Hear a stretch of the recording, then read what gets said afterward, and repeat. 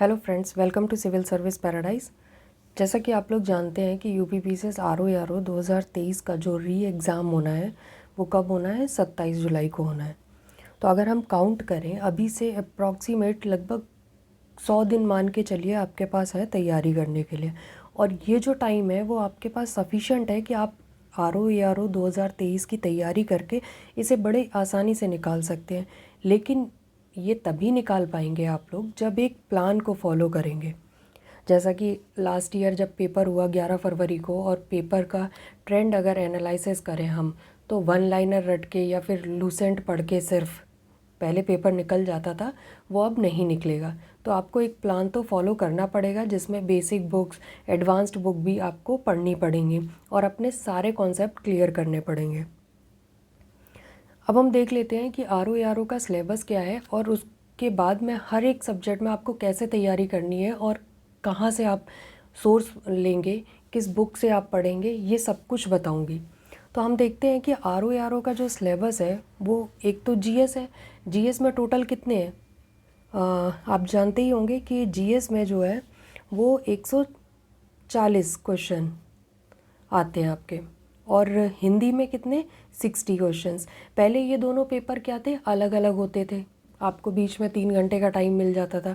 लेकिन अभी वो क्या कहते हैं, दोनों को कंबाइंड कर दिया गया है, यानी कि 3 घंटे का आपका पेपर होगा लगातार, और ये 200 क्वेश्चंस का पेपर होगा।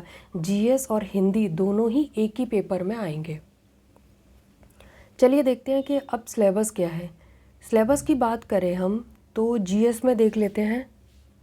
जीएस में आ जाएगा आपका हिस्ट्री होगा, ज्योग्राफी होगा, और देन पॉलिटी होगा, देन आपका इकोनॉमी हो जाएगा। नेक्स्ट आपका साइंस आता है, एनवायरनमेंट है, एग्रीकल्चर है, यूपी स्पेशल पूछा जाता है, यूपी से फिर करंट के सवाल भी आते हैं।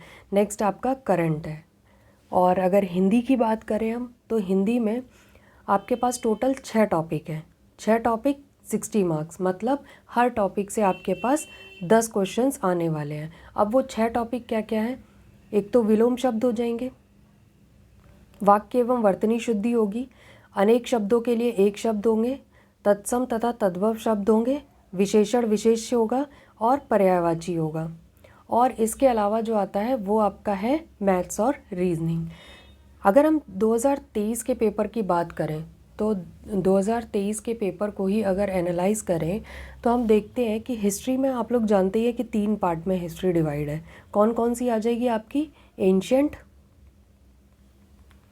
दूसरी आ जाएगी आपकी मेडिवल, और तीसरी हो जाएगी आपकी मॉडर्न। तो 2023 के पेपर को देखें हम तो एंशियंट से एक सवाल था, मिडवल हिस्ट्री से कितने थे, 6 सवाल थे, और मॉडर्न हिस्ट्री से जो थे वो 16 थे। तो आप क्वेश्चंस का रेशियो देखिए और उसी हिसाब से अपने सब्जेक्ट की पीरियोडिटी डिसाइड करेंगे हम कि कौन सा सब्जेक्ट हमें पहले तैयार करना है। तो ये टोटल कितने हो गए,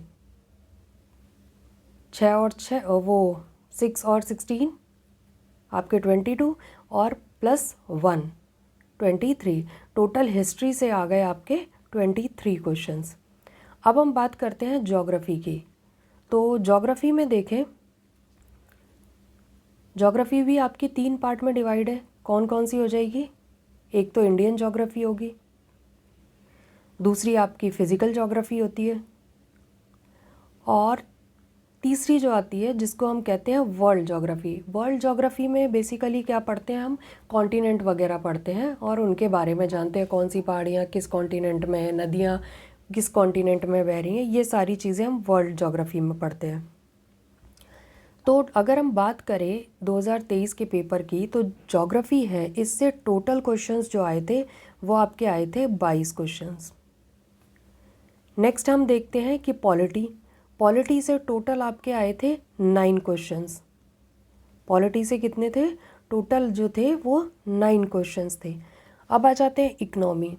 इकनॉमी में नॉर्मली क्वेश्चंस जो होते हैं वो बहुत कम पूछे जाते हैं, पर अभी जब 23 का पेपर आप देखेंगे तो इसमें अप्रॉक्सीमेटली 14 क्वेश्चंस मिलते हैं जो आपके इकनॉमी और जनसंख्या से थे। इकनॉमी में ही जनसंख्या भी आ जाती है। साइंस की बात करें तो साइंस में जो थे वो कितने क्वेश्चंस थे? साइंस में आपके थे टोटल 15 क्वेश्चंस। अब बात कर लेते हैं हम एनवायरनमेंट की। एनवायरनमेंट से एक क्वेश्चन आया था। कभी कभी क्या होता है, रेशियो बढ़ा देते हैं, कभी कम कर देते हैं। तो जो 23 का पेपर कैंसिल हो गया उसमें एनवायरनमेंट का एक क्वेश्चन था। सेम एग्रीकल्चर से जो थे वो 3 क्वेश्चन थे। अब हम देखते हैं कि यूपी स्पेशल की बात करें तो यूपी स्पेशल और करंट इन दोनों को मिलाकर टोटल 9 क्वेश्चंस थे, जिसमें से 7 क्वेश्चंस तो आपके यूपी बेसिक था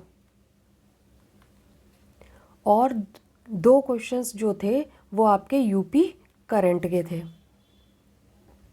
और नेक्स्ट आता है आपका करंट वाला पोर्शन।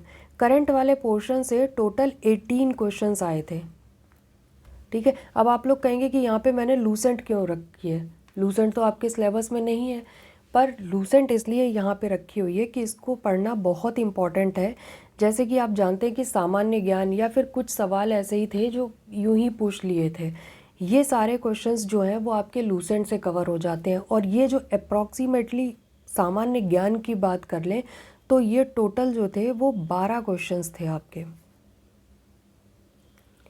अब हम बात करते हैं हिंदी की आपको बता ही दिया। हिंदी टोटल 60 मार्क्स की और पर टॉपिक कितना?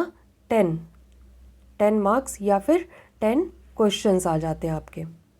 ओके, नेक्स्ट आता है आपका मैथ्स रीजनिंग वाला पोर्शन। मैथ्स रीजनिंग से टोटल क्वेश्चंस जो थे वो 14 थे। तो ये मैंने आपको बता दिया पेपर का एनालिसिस करके कि किस सब्जेक्ट से कितने सवाल पूछे गए थे। अब हम एक एक सब्जेक्ट करके देखेंगे कि आपको किस सोर्स से पढ़ना चाहिए, उसके क्वेश्चंस लास्ट आर ओ में या उससे पहले के आर ओ में पेपर कैसे थे। जैसे अभी 2 पेपर दे चुके हैं, हम लोग देख चुके हैं कि आर ओ 23 का पेपर जो कैंसिल हो गया वो, और अभी UPPCS 2024 का PT का पेपर, दोनों का ही ट्रेंड बदल चुका है। UPPCS का जो 24 का पेपर हुआ था वो तो और टफ कर दिया है। तो अब इतना इजीली कि आप 1 लाइनर रट लेंगे और उससे निकल जाएगा, वो नहीं हो पाएगा।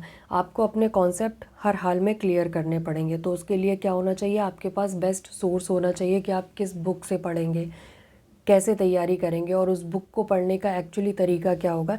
ये सारी चीज़ें हम बात करेंगे नेक्स्ट लेक्चर में।